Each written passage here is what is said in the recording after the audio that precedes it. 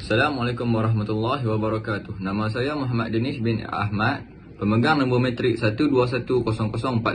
Saya ingin memulakan pembincangan ini yang bertajuk seks luar nikah dari perspektif sebagai peradaban. Hubungan seks luar nikah atau dikenali sebagai kegiatan bersekedudukan antara lelaki dan perempuan sebelum berkahwin acap kali dipaparkan di dada-dada akbar dan menjadi topik yang kerap dibualkan oleh masyarakat dalam maupun luar negara. Seks bebas dalam kalangan pelajar semakin berleluasa dan membimbangkan. Perkara ini bukan sahaja berlaku di Malaysia, malah wujud di peringkat global. Gejala ini menjadi cabaran dalam pembentukan ketamadunan manusia. Bilangan yang terlibat dalam kegiatan ini adalah besar sehinggakan isu ini menjadi perkara yang tidak asing bagi setiap golongan seawal usia remaja, tidak mengira latar belakang, etnik dan agama. Menurut Mahajan, badan penyelidikan yang semakin berkembang hari ini menunjukkan bahawa agama memainkan peranan penting dalam tingkah laku ekonomi, demografi, perkahwinan dan seksual individu dan keluarga. Daripada corak pekerjaan kepada kesuburan dan kestabilan perkahwinan, agama diketahui mempengaruhi corak tingkah laku seksual yang diikuti, sikap terhadap kehamilan dan seks pranikah, kesuburan yang diingini dan pembahagian kerja antara pasangan merentasi kitaran hayat. Objektif kajian ini adalah untuk menjelaskan konsep seks luar nikah secara lebih mendalam dari pelbagai peradaban. Selain itu, mengenal pasti faktor seks luar nikah dari pelbagai peradaban. Metodologi kajian. Metodologi kajian merupakan kaedah dan teknik mereka bentuk, mengumpul dan menganalisis data supaya dapat menghasilkan bukti yang boleh menyokong sesuatu kajian. Metodologi kajian menerangkan cara sesuatu masalah yang dikaji dan sebab sesuatu kaedah dan teknik tertentu digunakan. Tujuan metodologi kajian ini adalah untuk membantu memahami dengan lebih luas atau lebih terperinci lagi tentang pengaplikasian kaedah dengan membuat huraian tentang proses kajian. Antara kaedah yang dilakukan dalam mencari data dan maklumat untuk proses kajian ini adalah kajian daripada perpustakaan. Kajian perpustakaan yang dilakukan oleh pengkaji bukan hanya mencari buku di perpustakaan, tetapi pengkaji juga turut memanfaatkan kemudahan terkini melalui perpustakaan atas talian. Hal ini memudahkan pengkaji dalam mendapatkan artikel-artikel dan membantu pengkaji mendapatkan bahan yang lebih banyak. Saya Nurul Afini binti Ahmad Zamri, memegang nombor metrik 1213164. Baiklah, kita akan menelusuri pula konsep seks luar nikah. Pertama, kita perlu tahu bahawa keinginan seks ini merupakan fitrah manusia. Seseorang manusia yang normal akan melalui peringkat di mana berlakunya perubahan hormon dan kita dapat lihat dengan jelas sama ada dari sudut fizikal, mental ataupun emosi. Dalam konteks ini, ia berkaitan dengan perasaan dan keinginan seseorang terhadap perkara tersebut. Aktiviti seks ini sewajarnya atau kebiasaannya dilakukan oleh suami isteri yang mempunyai ikatan perkahwinan, jalinan ikatan perkahwinan yang sah. Namun terdapat golongan yang melakukannya ketika menjadi pasangan kekasih dan sebagainya. Dalam kata lain, tanpa ikatan yang sah. Itulah yang membawa kepada istilah seks luar nikah atau dalam kata lain, kegiatan bersekedudukan sebelum berkahwin. Kita bergerak pula kepada latar belakang kajian. Pengkaji mendapati bahawa terdapat banyak kajian yang membuktikan bahawa aktiviti seks ini menjadi satu keperluan asas kepada hidup manusia. Ia dilihat dari sudut kelangsungan hidup, memastikan kelangsungan hidup manusia atau juga faktor kepada kemunculan tamadun manusia. Selain itu, dilihat juga seks ini boleh mempengaruhi atau menguasai manusia dari sudut keinginan, mempengaruhi dari sudut tingkah laku maupun keadaan sekeliling. Dan ia juga boleh menjadi suatu perkara yang positif maupun negatif. Jika dilihat di negara Malaysia, terdapat pelbagai agama, bangsa dan budaya yang wujud dan sudah pasti menerima pelbagai perspektif, pandangan serta reaksi terhadap aktiviti ini jika dilakukan oleh bangsa-bangsa mereka dan juga penganut-penganut agamanya. Namun, apa yang dilihat juga oleh pengkaji adalah sesuatu yang meresahkan, iaitu manusia menyalahgunakan aktiviti ini disalahgunakan oleh manusia sehingga boleh merosakkan diri dan juga generasi akan datang.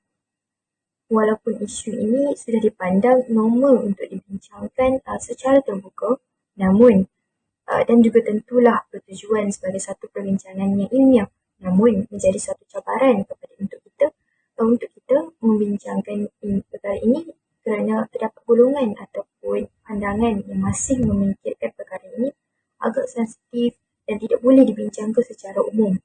Namun, kita menegaskan sekali lagi bahawa perbincangan ini adalah suatu perbincangan ilmiah dan juga menjadi satu perkara yang penting untuk dibincangkan kerana ia menjadi sebab kepada pembangunan manusia yang cemerlang, pembangunan insan yang cemerlang atau menjadi satu faktor kepada kehancuran generasi akan datang. Assalamualaikum warahmatullahi wabarakatuh. Nama saya Nur Nabila binti Razuki, nombor matrik 1210050. Saya akan menerangkan seks wanita dari peradaban Melayu. Konsep dan definisi peradaban Melayu terhadap seks wanita ialah agama Islam berkaitan rapat dengan peradaban Melayu kerana Kesultanan Melayu dahulu telah mengamalkan cara hidup Islam dalam kehidupan seharian. Seks wanita juga dikenali sebagai zina. Pandangan masyarakat Melayu terhadap zina seiring dengan agama Islam iaitu zina adalah satu perbuatan yang keji. Terdapat dua jenis zina iaitu zina muhsan dan zina ghair muhsan. Zina muhsan ialah perbuatan seksual yang dilakukan oleh seorang yang sudah berkahwin dengan orang yang bukan pasangannya. Zina ghair muhsan ialah perbuatan seksual yang dilakukan oleh di antara ajnabi. Antara faktor zina ialah pengaruh rakan sebaya. Yang kedua, tidak mengaruh hawa nafsu dari pengaruh media cetak dan elektronik iaitu melihat video-video lucah. Yang ketiga, tidak menjaga pandangan dan berhalwat. Seseorang itu akan lebih terdorong untuk melakukan seks wanita apabila berseorangan dengan seseorang yang berlainan jantina. Hukuman hudud akan dikenakan bagi para penzina. Hukuman bagi penzina zina muhsan ialah dia akan direjam sehingga mati.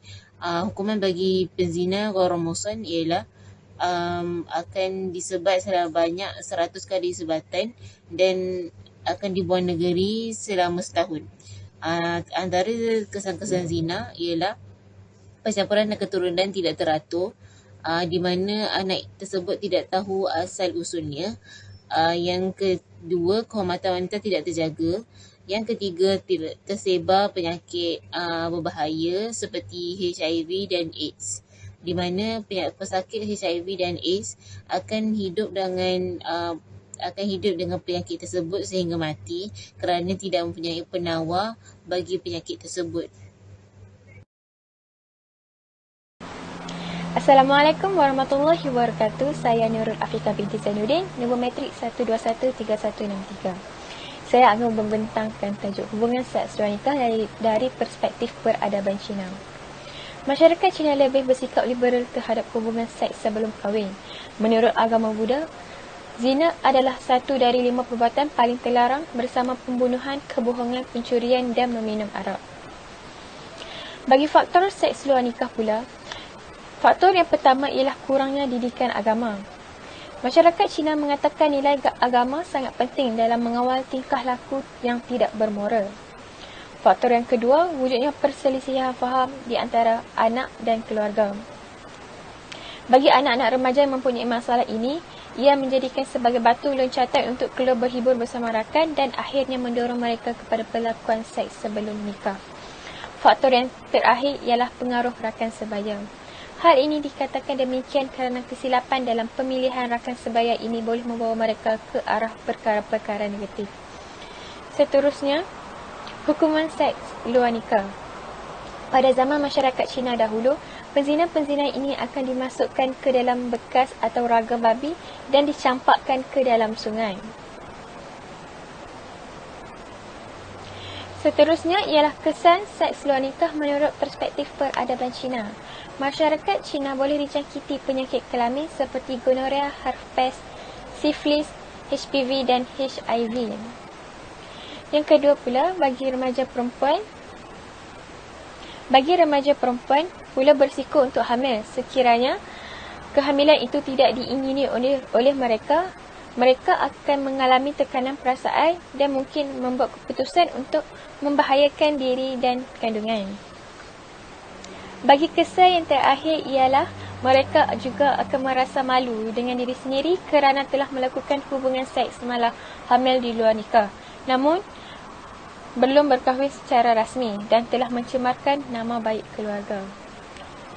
Akhir sekali, bentuk perkahwinan. Dua bentuk perkahwinan diamalkan dalam masyarakat Cina. Yang pertama ditentukan oleh ibu bapa, yang kedua memilih pasangan dengan sendirinya. Terdapat satu tradisi di mana begitu unik sekali. Masyarakat Cina dikehendaki melakukan hubungan seks dahulu sebelum mereka bernikah. Sekian, terima kasih. Assalamualaikum warahmatullahi wabarakatuh. Nama saya Nur Najah binti Rosli dan kod matrik saya ialah 121046. Saya akan menerangkan tentang seks wanita bagi peradaban India. Menurut masyarakat India, hubungan seks hanya boleh dilakukan selepas ikatan perkahwinan yang sah. Apabila seks itu dilakukan di luar perkahwinan, ia dianggap memberi penderitaan terhadap pelaku seks tersebut. Manakala menurut agama Hindu, mereka hanya boleh berkahwin sekali seumur hidup. Cerai sama sekali tidak ada di dalam agama mereka. Perkahwinan kaum India ini adalah merupakan penyatuan di antara dua individu untuk menjalani kehidupan. Antara faktor terjadinya seks wanita adalah disebabkan oleh mereka yang konsisten mengambil alkohol. Alkohol dianggap sebagai faktor utama dan mempengaruhi seseorang itu ke arah seks wanita. Selain itu, mereka kurang pengetahuan seks dan kemahiran dalam melindungi diri dari terjebak dalam aktiviti sosial. Ditambah pula dengan kurangnya kasih sayang, permasalahan keluarga, media massa dan pengaruh rakan sebaya. Antara bagi hukuman orang yang melakukan seks wanita ini menurut Manusmriti adalah hukuman mati, hukuman sebat, hukuman kurung di rumah, hukuman potong 2 jari dan hukuman membayar 600 panas. Antara kesan seks wanita pula ialah timbul perasaan malu dan menyesal. Perasaan malu biasanya melambangkan seseorang itu berasa bersalah dan segan dengan apa yang telah dilakukan oleh mereka. Perasaan malu ini timbul apabila diketahui oleh orang lain seperti ahli keluarga, saudara mara dan jiran tetangga. Selain itu, tersebarnya penyakit. Perbuatan seks wanita ini akan mengakibatkan penyakit kelamin seperti sifilis dan gonoria iaitu kencing nanah. Kedua jenis penyakit ini berasal dari kuman-kuman yang menyerang alat kelamin dan boleh menular atau berjangkit setelah mengadakan hubungan seks. Selain itu, penyakit AIDS. AIDS ialah kehilangan sistem imunan di dalam tubuh seseorang. Inilah penyakit terhebat yang menyerang manusia zaman sekarang.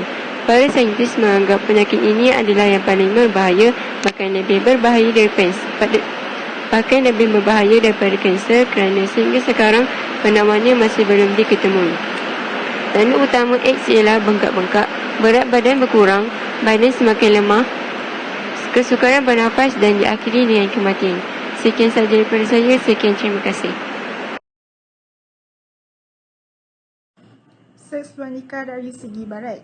Perkembangan liberalisme dalam masyarakat barat menekankan manusia sebagai satu objek kepada paksi membuat keputusan. Masyarakat barat menerima liberalisme sebagai satu idea kemajuan untuk dipertahankan. Antara faktor bagi remaja untuk melakukan persetubuhan ialah disebabkan oleh pengawasan ibu bapa yang cuai. Seterusnya ialah pengaruh media massa yang amat berbahaya kerana ia mengandungi pelbagai aplikasi yang tidak sesuai bagi remaja sehingga membawa kepada kemudaratan. Seterusnya ialah hukuman. Di Perancis, hubungan seks dengan kanak-kanak di bawah umur 15 tahun dikira sebagai kes rogol. Dan hukuman bagi kesalahan tersebut ialah penjara 20 tahun. Selain itu, antara kesan bagi kesalahan tersebut ialah akan melahirkan anak luar nikah dan seterusnya akan menghidapi penyakit HIV atau AIDS. Kesimpulannya ialah bahawa dunia hari ini sedang berhadapan masalah seks global. Lantaran itu, semua pihak perlu memainkan peranan yang penting dan tindakan perlu diambil.